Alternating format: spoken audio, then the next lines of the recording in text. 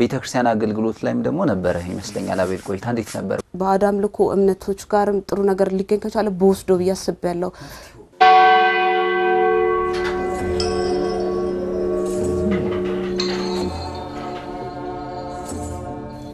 ስንወስድለት ወተት ውስጥ ደቃቅ እምነት ከዛ ደግሞ ጸበል ጠብ አርገን ከእግዚአብሔር ጋር ተጣላለ ከሰው ጋር ተጣላለ ከራስ ጋር ተጣላለ የመዳን እድሉ 10% ነው 20% ነው ይያሉ ነው የሚነግሩ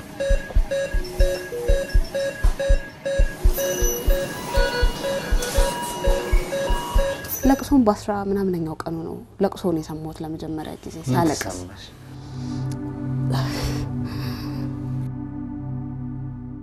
ማጣት ያለኔ ትልቁ ጭንቀት የምፈራው ነገር ነው በየቀኑ እንዴት አርጌ ራሴን እንደማጣፋ ብቻ ነበር ማሰበው ጭራሽ ሌላ ሰው እሺ ማናቀው ሰውታል ከበኑ ጋር በተገናኘ የገጠመን ነገር እኛ በራሳችን ልንፈታው ልናልፈው ምንችለው ነገር አልነበር ከአመት በላይ ፈጅቶብኛል ወደ ራሴ ለመመለስ ስለዚህ እምናታችሁ ጽናታችሁ ትጋታችሁ ወደ ሰው እንዲጋባ ምንድነው የምትሉት